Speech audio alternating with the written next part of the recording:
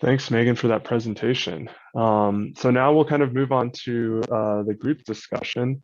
We've had lots of questions, and so if I could ask the panelists to come on camera, and I can start asking some of the questions we've seen through on the chat. So I think a lot of these, each of you guys would be able to chime in just from the different perspectives we have here. But I'll start with one that's more toward Gordon's presentation. So there's been some questions around specifics around the new Reg 7 rule. So one of the questions we've had in the chat was around the new monitoring and who will be doing the monitoring. You know, will it be the facilities or others? And maybe if you could also talk a little bit about what the oversight looks like from CDPHE in those monitoring requirements. Sure. So yeah, the monitoring is all being done by industry, and they're all are contracting, have consultants that they're contracting with to actually do the monitoring work. It's something I know it always comes up as a question: is industry kind of monitoring themselves at this point? And there's valid concerns there. We just don't, with all that's going on as far as oil and gas development in Colorado, we don't have the staffing to even hope to monitor everything. So that is an open question. As far as, and that gets into the oversight of things. So really our reviews of the reports on a monthly basis and getting all the raw data and doing analyses on the raw data and comparing to what's being presented in the reports is going to be a lot of the oversight. The other thing that is going to happen is through a settlement fund, we are getting a new a mobile van in the next few months here in Colorado, and through drive-arounds with that, we'll be able to do a little more corroboration work and oversight work at that point around these different development pads. Thanks. And I guess a follow-up question on that, asking about some outside verification of monitors, and I'll just ask one more along the same lines. Around the monitoring plans, if those are available for the public. So yeah, verification and public review of plans. Sure. So as far as outside verification, at the moment, we don't plan on doing anything like that. As part of the requirements that they are required to do some QA/QC work, and those results will get submitted as part of their reports. So we will be reviewing those. And then the second question was in regards to whether the monitoring plans will be available. There's no provisions listed in the regulation at the moment that they're available to the public.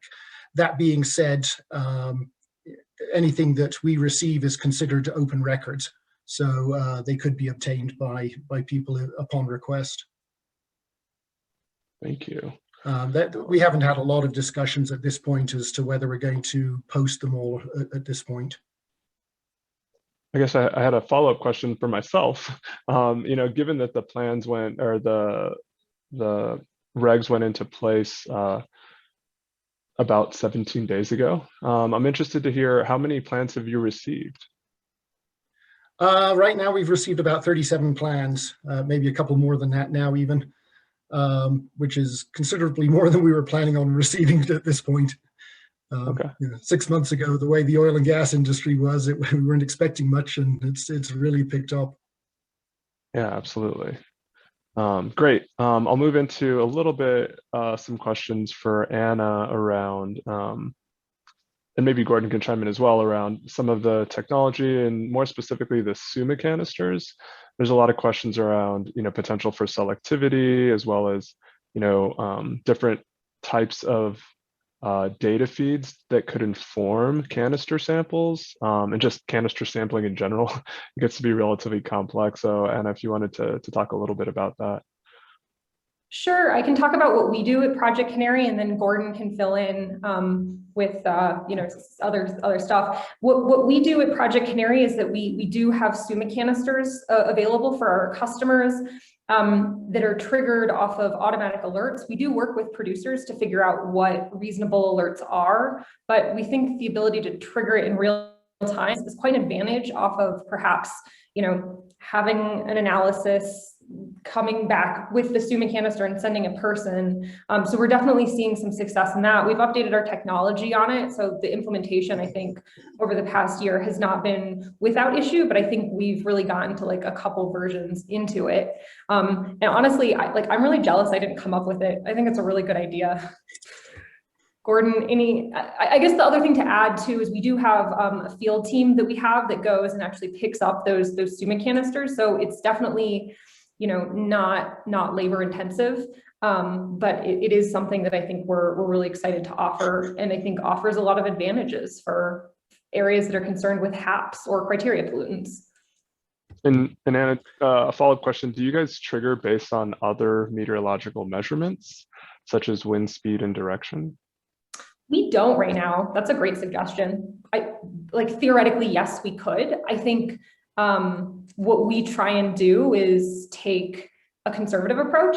And so that kind of informs just setting like a threshold. And, I think you're right that we could be probably triggering it less often. But I think we're erring on the side of caution. Yeah, and it sounds like you guys are taking those meteorological measurements. So once a canister was triggered, you could go back and take a look and do some of that. Yeah, definitely. And Gordon, I don't know if you had anything more to Sure. add, maybe something along the thresholds, or yeah. Yeah, so from the work we've done with using PID sensors and triggered canisters, it does tend to vary from facility to facility and location in the DJ Basin as to where that trigger threshold seems to work best. So we typically start at a kind of about a half a ppm level, as a trigger threshold, and then we'll adjust it either up or down depending on whether we're getting a lot of spikes or we're not getting that much, just so we can get some samples. We typically, at least for the sensors, the SPOD sensors we've been using, we have a 30-second kind of trigger threshold as well. So it has to be, the total VOC reading has to be over 30 seconds before a canister is triggered. And that's just to get rid of just a spurious spike or anything.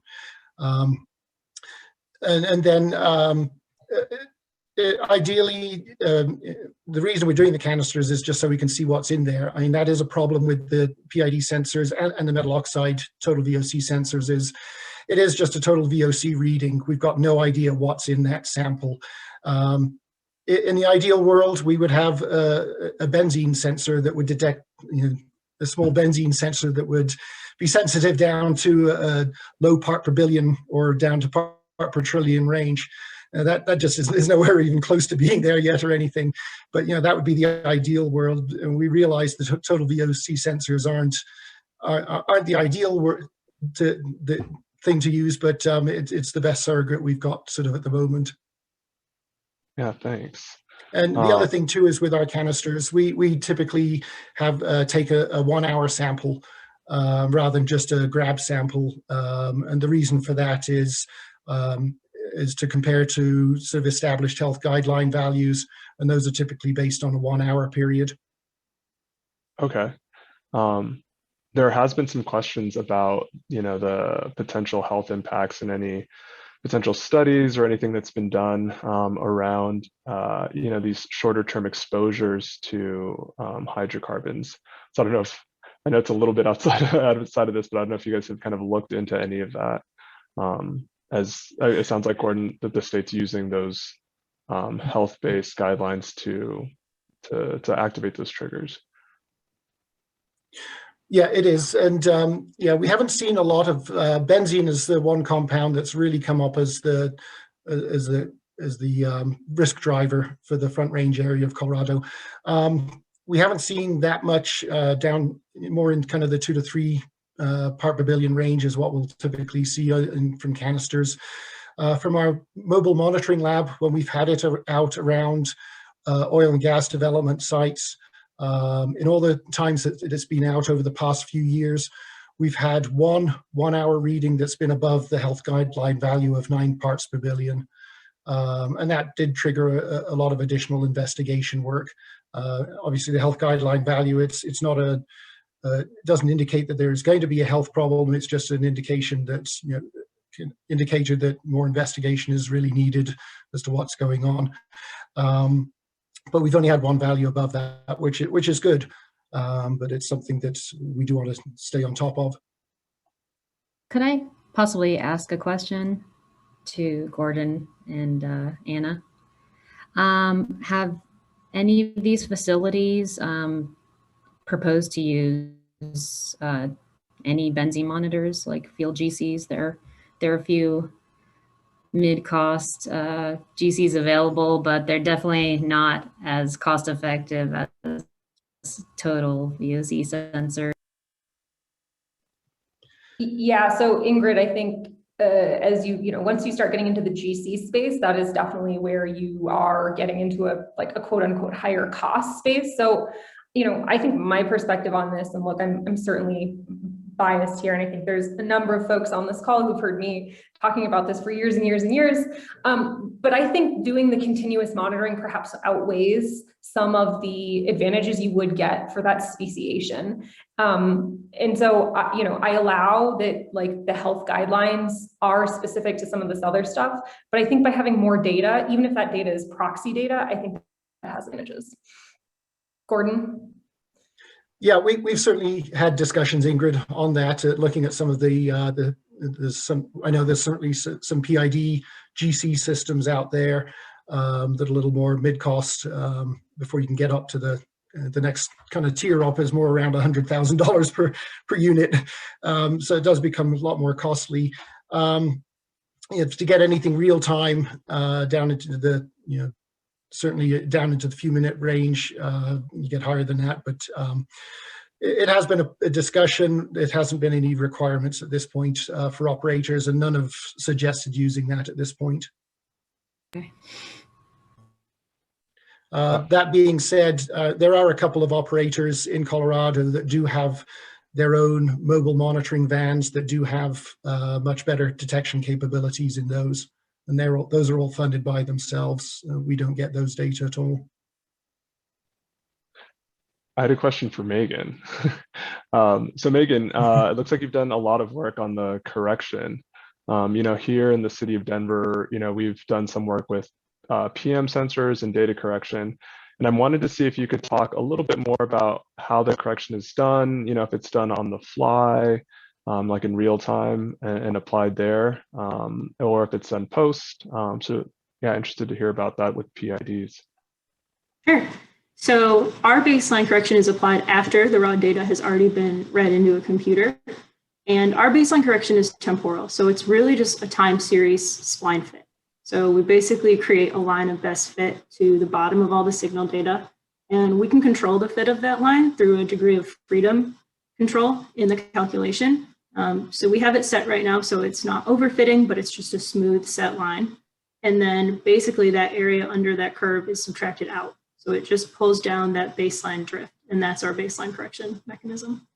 So there are other ways to do it with temperature or relative humidity, and those could potentially be more effective, but this is just the way that we've been doing it on our data right now. Okay.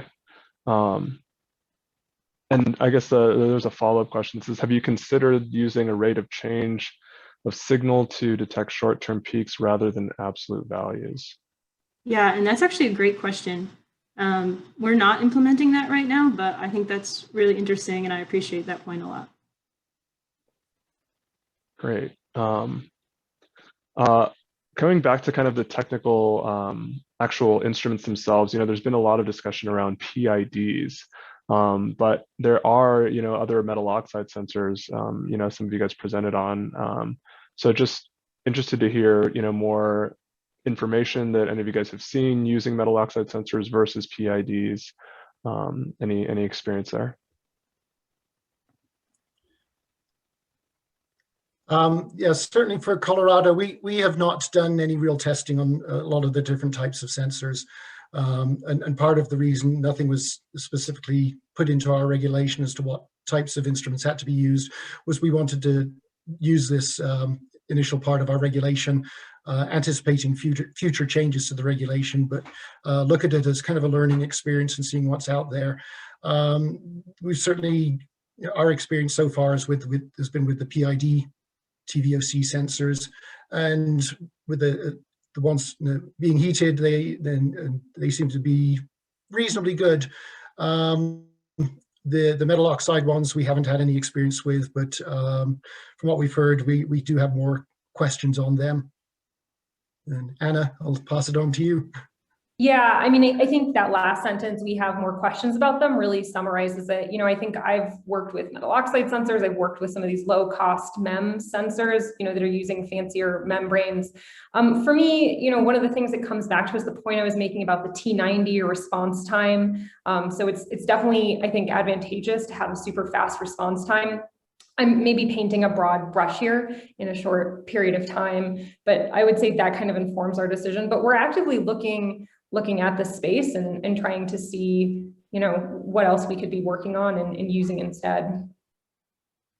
Yeah, and we're working on a limited study of GC and sensor, VOC sensor demonstration research effort in Dallas, and we're just wrapping that up. So we'll have some data comparing different types of VOC sensors, but again, it's a limited study, so it will be comprehensive.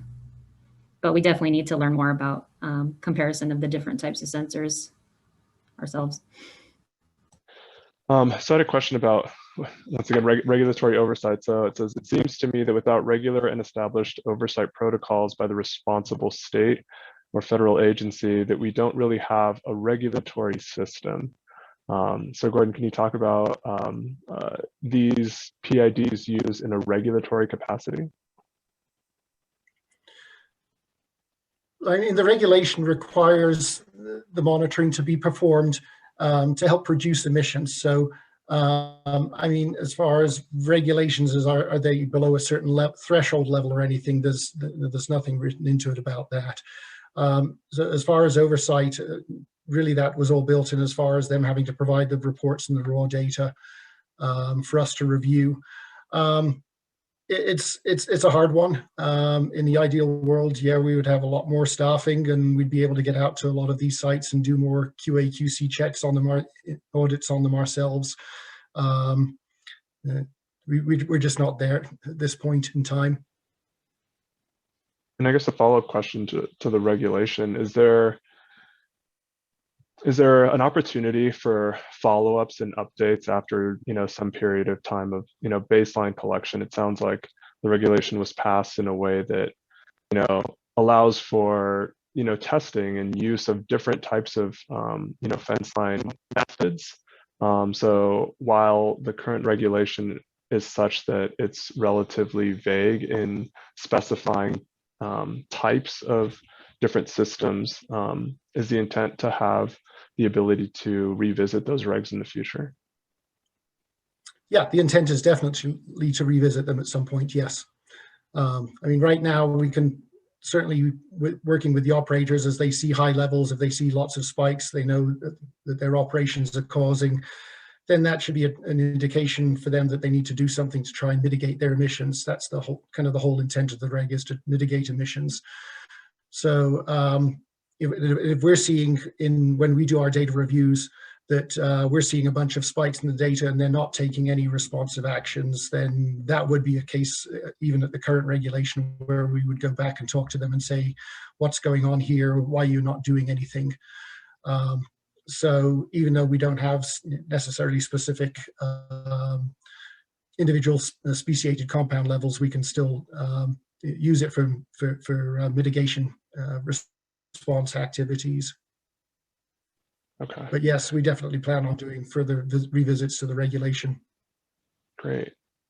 So this might be a relatively easier, straightforward question, but there's, there's questions about costs. What is a low cost system? How much would it cost to, let's say, instrument a well pad?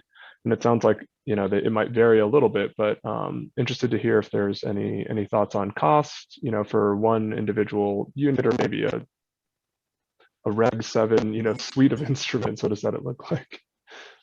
maybe Anna, if you wanted to talk about that. Yeah, sure. So I think the first thing to start with is that I can speak to this because we're a commercial company where people pay us to do this type of monitoring, and they don't just pay us to do this type of monitoring for Reg 7 here in Colorado. We actually have customers who pay us to do this. So the first thing to say is that this is affordable enough for industry to do. The second thing to say is that when we look at our costs average over our entire customer base, whether that's our certification programs or certifications plus continuous monitoring, which we couple, and people actually can get a premium on for their natural gas, we actually find that the costs are about pennies per MCF. We look at it as about 1 to 3 cents per MCF. It scales depending on what basin you're in and how much natural gas you produce. Obviously, if you're in the Marcellus, those numbers look a little bit cheaper than if you're, for example, in the Permian. And we find that those costs are less than their hedging costs. So, you know, I know that we've got a lot of folks from agencies here, primacy agencies here today, and I just wanted to share that companies are paying us. They are paying for this now. So that I kind of wanted to put that out there. Now, to answer your specific question, how much does this specifically cost? We operate as a service model. So we charge an installation or setup fee, and then we charge an ongoing cost to provide that maintenance and service, as well as access to our dashboard. That ends up being about a couple $100 per sensor per month. And typically we cite about 3 sensors per site. Numbers are higher for methane sensors. But all in all, we think that this is an affordable program, and I think our customers agree. Yeah, so just from my knowledge, I mean, sensors typically cost anywhere in the range of $4,000 to $6,000, more along the $6,000 end if you've got a meteorological sensor associated with it. And as I said, you know, from all the monitoring plans that have come in to date, to my knowledge, and I can't say I've reviewed all of them, but to my knowledge, all of them, the companies are using an independent contractor to actually do the work. So the contractor is going to have their costs on top of that for all of their work. Okay. And I guess along the same lines of the cost is timeline, right? Because just buying the instruments, it sounds like, you know, Anna, your company with Project Canary has a subscription kind of based model. So Gordon, if you could talk a little bit about the timeline for the monitoring. And there was a question specifically around how long does early production, how long does the early production phase last, you know, typically in the DJ basin? Sure, and I should have put that in the presentation, I didn't. So the monitoring is required to start, they're supposed to collect at least at a minimum of 10 days of baseline data, so that's before any drilling activities occur. We did have a fair bit of discussion as to what exactly constitutes pre-production development. Does that cover when they're just drilling through and setting the surface casing, or is it from that point on? But anyway, so they required at least 10 days of pre-production of a baseline, and then during all the development activities, and then it is specified in the reg that it has to be at least 6 months of early production data. So at the point where they're having good saleable gas or oil going into the pipeline, where the true start of production, then they have to monitor at least 6 months after that point. So depending on how many wells are being drilled at a site, it could be that monitoring is required for 6 or 8 months at a location. When they're looking at 12 or more wells on a pad, it obviously takes quite a bit of time, and there's also can be some downtime between when drilling is completed and then when the fracking is done. Okay, great. I'm just kind of looking through some questions. So there's a handful of questions around siting. And you know how we site these different monitors, how close they are to the ground, or how far they are for the well pads. So Anna, you know, with any of your experience, you know, it sounds like you've done this, you know, hundreds of sensors across Colorado. Interested to hear about that, and then maybe hear a little bit from Gordon on what's required in the monitoring or plan around siting. Yeah, happy to, although maybe I should let Gordon go first. So I would say typically, the range of, so the first thing to say is, when we're on a well pad, like, for this purposes, we're talking about it as a single facility, but there are of course discrete emissions points on it.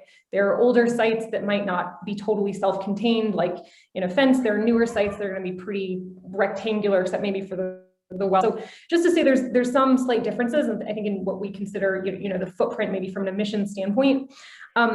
We typically site our sensors anywhere from like 0 to about 100 meters is like maybe the max we would get from a specific type of emitting asset. That being said, most of our sensors are much closer than 100 meters, just on average when I look at it. That's, I think, sort of a rough rule of thumb. Typically, you don't want to be right next to it. You want to be able to capture some amount of dispersion away from the site. So when I've done some simulations, the numbers I get are somewhere around 10 or 20 meters or so is ideal from what I've found. And then of course, height sensitivity, I think this is, I will admit that like my answers aren't super precise here. I can't tell you, DZ, D concentration, D height equals, X. Obviously that wouldn't be X, that would be a function of diffusivity, atmospheric condition, et cetera, et cetera, et cetera.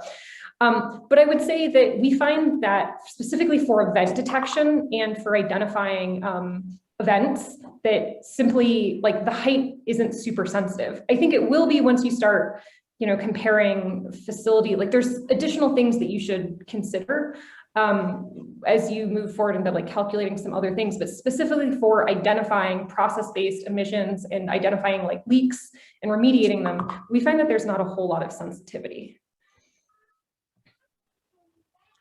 Gordon, so as far as, go ahead, Anna. No, I was just gonna say, Gordon, what do you think about that? Because I know sometimes when I say this, people are really skeptical, so I'm happy to have out the discussion as well.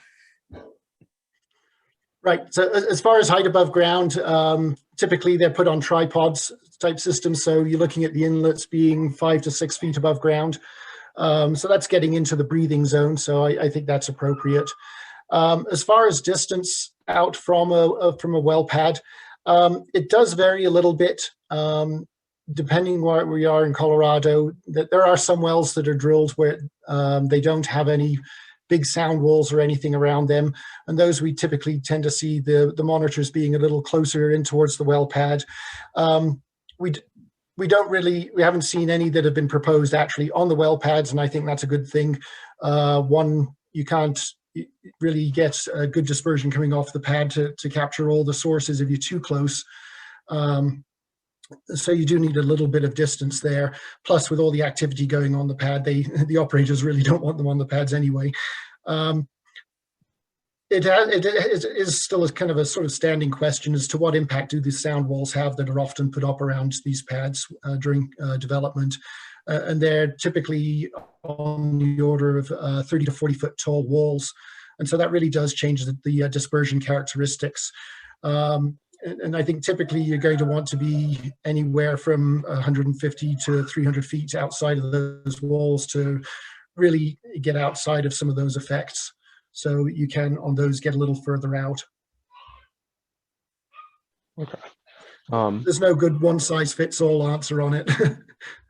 And the other thing too is in some cases, they're doing some of all the development activities on one pad, but some of the production facilities are on a separate area pad that's nearby. So some of the operators are actually putting monitoring around those pads as well, so that they've got multiple areas that they're monitoring around. Okay. I had a question around public availability of data, via a dashboard or possibly in real time. Is there any requirements in the regs? And Anna, do you have any experience with providing real time dashboard type total VOC sensor data to communities?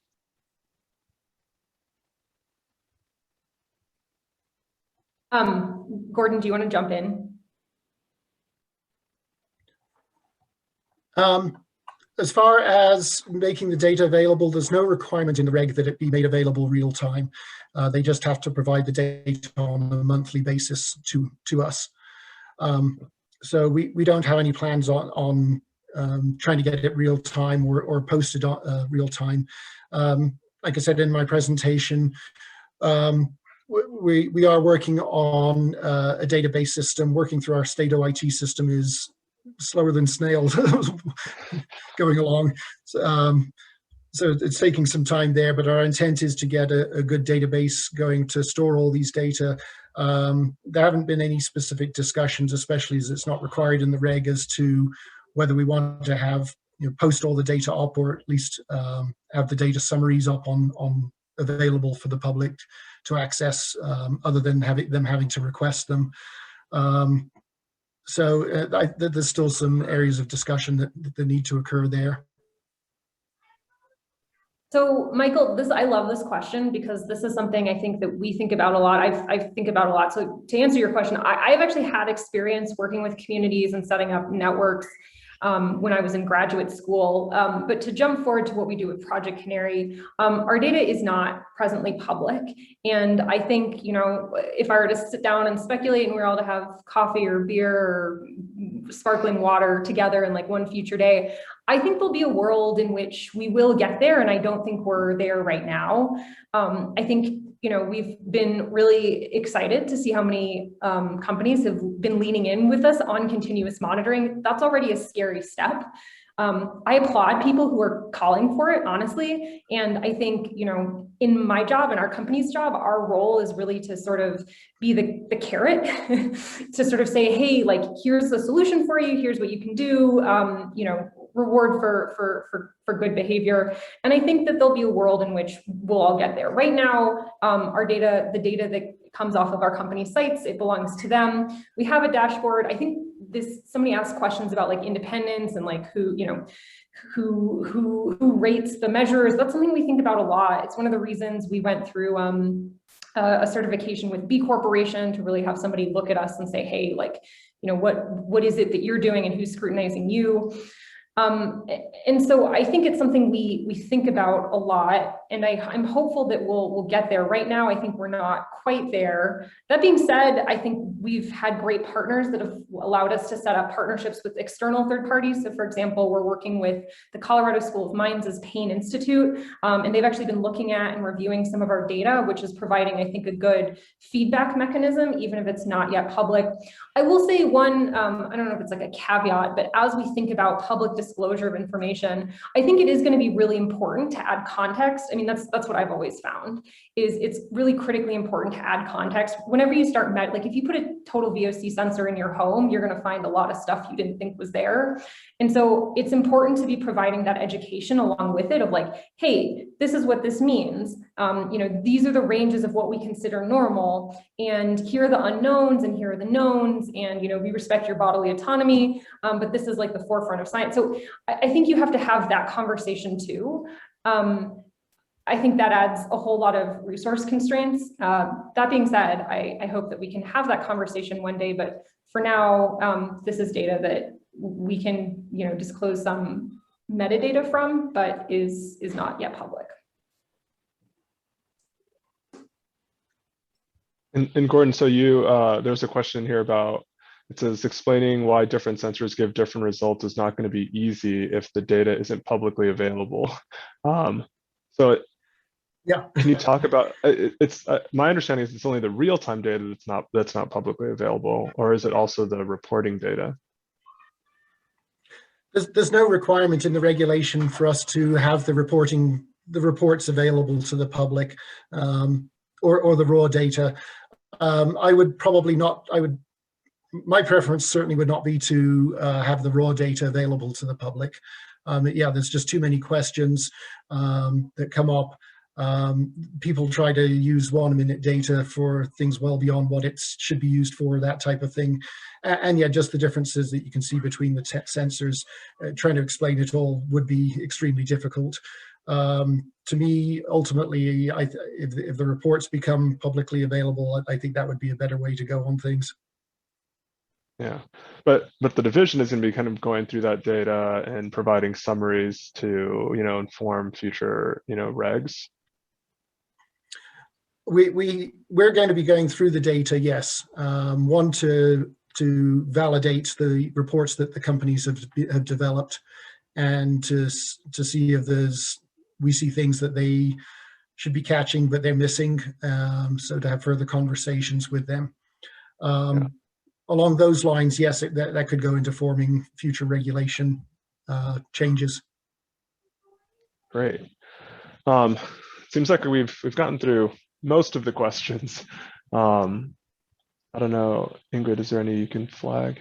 Yeah, I wanted to just push one of the questions on data quality. I was interested in whether there were going to be performance metrics that would be recommended for the measurements, or, you know, for the checks, the, you know, calibration checks and calibrations. Will there be any recommendations on that, or just that they did it, you know, they checked the box and they got it done? Is that enough? Any specific QC, you know, QA QC criteria that'll be developed that they have to meet? I was curious about that. Yeah, we haven't developed anything specific at the moment. I'd have to look in the plans. Most of them are saying what they need the calibrations and the bump tests to be within. I'm trying to think back. I know some of them I've seen, it's been like 20%. If on a bump test, and if it's outside of that, then they would look at doing a calibration. If it can't pass a calibration within thresholds, then they would look at replacing the sensor. Yeah, there's nothing specifically defined yet in the program. I think that's something that's more guidance and more, once we get a little more experience as to what's going on, how the sensors work a little better in large field scale use, that we could look at developing more and should look at developing more. Ingrid, I'll just note that is like I know our monitoring plan does include that. So we have, you know, we have had to disclose and talk about what our QA/QC program is, both in terms of like field calibration or recalibration, monitor replacement. As Gordon was saying, this is embarrassing. I'm gonna like forget what the actual values are off the top of my head, even though I started writing it back in February. But we, you know, that is something that we've had to disclose. And so we do specify. And so I think, you know, this is certainly, we like this approach because it allows us to say, hey, this is like the best thing we can think of right now. Like, we think this is the best available program. And, you know, I have a feeling that in a year from now, we'll have all learned a lot, and we'll be able to say, hey, you know, like, we thought we needed this level of, you know, error detection and drift detection, and in reality we found out it was less or more or whatever. So it's something we're actively looking at, but at least we have specified that in our plans. So you don't need to have any co-location with FRM, FE, or, you know, more standard air monitoring VOC measurements like auto GCs. No, but we do use, I mean, we use lab gas to calibrate, which, you know, I think that has some good advantages as well. There's nothing specified as far as having to do co-locations. And certainly the bump tests and calibrations can be performed in the field, as Anna said, with lab gases. If they are using something like a PM 2.5 sensor, which isn't required as far as the regulation, then obviously there isn't really an easy way to do much with that other than co-locate. I had, you know, we're close to time. You know, I wanted to thank everyone. I just had one last question, you know, as this was kind of a first of its kind type, you know, requirement of Fenceline monitoring. What is, you know, passed by the state, but also impacts, you know, communities across Colorado. Could you talk a little bit, Gordon, around the role of local governments in kind of any part of it, you know, the rulemaking, you know, how they could participate in some of that monitoring plan review, anything like that? Well, the rule does require that any local government within 2,000 feet of the facility or the development is required to be provided an opportunity to review the monitoring plan. So obviously, if it's within that county, they're all going to get notification no matter where they are in that county. But then any other county that's within, or municipality, local town or something that's within 2,000 feet would also get notified. Depending on which area of Colorado, some counties, they're very pro oil and gas development. We've never gotten any comments from them back on the plans. Other counties we do get, or municipalities, we do get comments back. Some counties do have their own regulations around oil and gas, so the operators have to meet those as well. The other thing that's come into play is for some of these, we also need to coordinate with additional monitoring requirements that have been established by the Colorado Oil and Gas Conservation Commission as part of their permitting process. So yeah, there's a lot of collaboration that does go on, and we do with other groups and getting input from the local agencies. And I don't know, I wasn't directly involved with a lot of the rulemaking, the rule development process, but I believe they did have a number of conversations. I know they had conversations with some of the local agencies as to what they wanted to see. Great. Well, thanks to all of our presenters. Lots of information. And the presenters, if you could put your contact information in the chat if you haven't already. I know that the presentation, or this whole discussion, has been recorded, and that will be uploaded shortly. And I would say thank you to, like I said, all the panelists, all the many questions that we received. If we didn't get to your questions, we might have the opportunity to type some of those in. And I'll see if Sandra has anything else to say. But if not, thank you to everyone. And we'll look to kind of post this, and please follow up with any of the panelists with follow-up questions.